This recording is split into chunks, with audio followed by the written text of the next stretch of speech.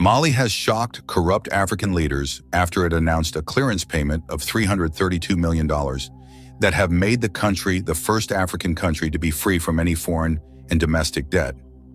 Did you hear that? Well, maybe let's ask, for how long has Assimi Goïta been in charge of this country? What magic has he used to free the country off its debt? What do the puppet African leaders think about this move? We are going to dive and discover some shocking details of how this all happened step by step. But first, a big thank you for all our returning viewers that motivate us to compile more interesting content for you. Always support us more by liking and sharing the video, then leave us a comment, and if you are new here, please consider subscribing and hitting the notification bell so that you be among the first to watch our videos. Now let's get started. For decades, Mali, like many African nations, has been trapped in a cycle of debt, a legacy stretching back to the era of independence. High debt to GDP ratios have weighed heavily on the country, impacting every aspect of Malian life. Schools, hospitals, infrastructure, all have suffered under the constraints of foreign debt and reliance on international financial institutions. But that all changed when Mali announced a historic $332 million debt payoff. This isn't just an economic milestone, it's a statement. Mali is taking control of its financial destiny. Just a few years ago, Mali, along with its neighbors, Burkina Faso and Niger, was hit with sanctions from ECOWAS. These sanctions led to debt defaults that might have crippled a nation. But instead of succumbing to pressure, Mali made a bold choice. So how did Mali pull off this economic miracle? Mali's success could ignite a new wave of economic independence across Africa. Sub-Saharan Africa currently holds over $700 billion in external debt. That's money that could be invested in local infrastructure, education, and healthcare. But instead, billions leave the continent every year in debt repayments, perpetuating economic dependency.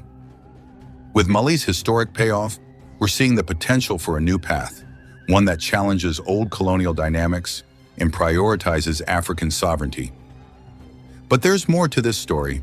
Mali's debt payoff is part of a larger movement in the Sahel region. Alongside Niger and Burkina Faso, Mali has joined the Sahel Alliance, a coalition determined to redefine their relationships with former colonial powers and foreign financial institutions. This alliance aims to build economic sovereignty, strengthen regional security, and forge new partnerships on their own terms.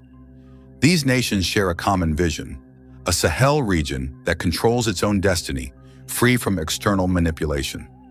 Leaders like Burkina Faso's Ibrahim Traoré have championed initiatives to keep their nations financially sovereign.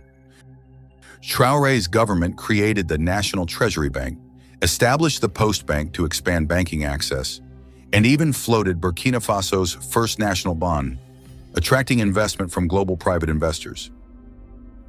This push for economic independence comes with a significant shift in international relations. For years, France has maintained a strong economic and military presence in the Sahel, but today the countries of the Sahel Alliance are saying, enough is enough. They're questioning the legacy of neo-colonial policies that often benefit France more than the African nations themselves. In response, these countries are exploring new partnerships. Russia and China are stepping into the picture, offering alternative investments and alliances.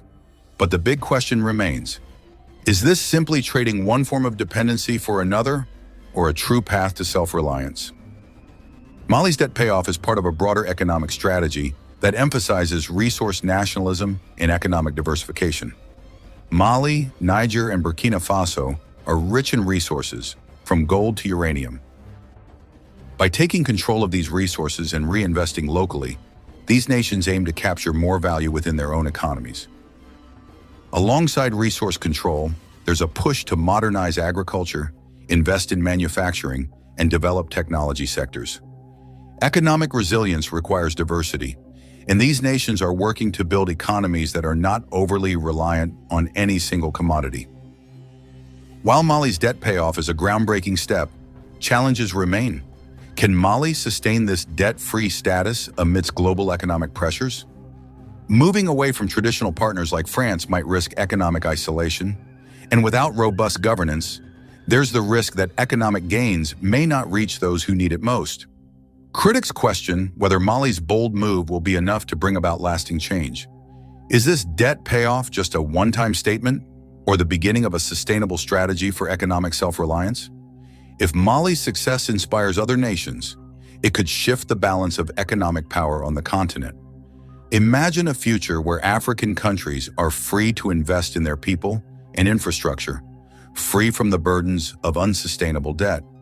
If more African countries follow Mali's lead, we could see a new economic order, with African nations negotiating as equals on the global stage. The journey to economic independence is long and complex, but Mali's debt payoff is a powerful step forward. It's a statement to the world that African nations can and will take control of their destinies. So what do you think? Will Mali's bold move inspire a new wave of economic independence across Africa? Or is the path to debt freedom more challenging than it seems? Share your thoughts in the comments below, and don't forget to like and subscribe for more in-depth analyses on African economic and political developments.